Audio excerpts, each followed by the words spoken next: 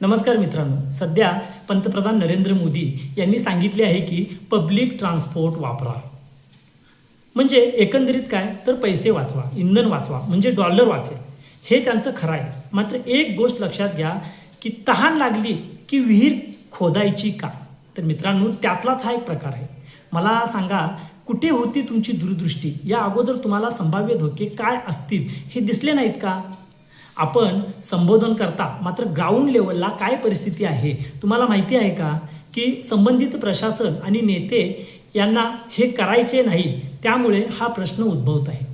म्हणजे याचं एक उत्तम उदाहरण कोल्हापूर जिल्ह्यातील ॲडव्होकेट चंद्रकांत निकम ही व्यक्ती गेल्या कित्येक वर्षापासून कोल्हापूर ते बेळगाव आणि कोकण म्हणजेच गोवापर्यंत रेल्वे जोडण्याची मागणी करत आहे, जेणेकरून आजरा, गडिंग्लज, चंदगड तसेच अजून कित्येक तालुके हे रेल्वेपासून वंचित आहेत. आज जर ही रेल्वे झाली असती तर गेल्या कित्येक वर्षापासून जे इंधन वाया जातंय ते थांबलं असतं.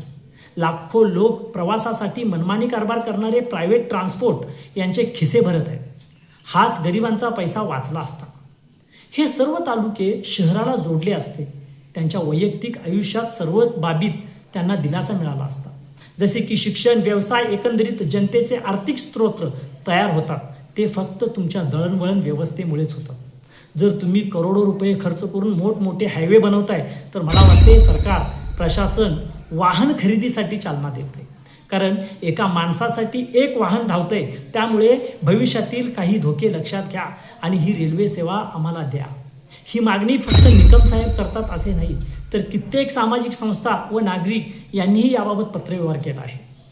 पण त्याबाबत अजून कुठेही ही बाब करण्याची मानसिकता प्रशासनाने दाखवली नाही. आज तुम्ही म्हणताय पब्लिक ट्रान्सपोर्टचा वापर करा. अगोदर जनतेपर्यंत तुमचे पब्लिक ट्रान्सपोर्ट पोचले का याचा आढावा घ्या. नुसत्या घोषणा करून काही होणार नाही. म्हणून मी म्हणतो, आत्तापर्यंत सत्तेत असलेले सर्व राजकीय पक्षांचा हा थेट पराजय आहे.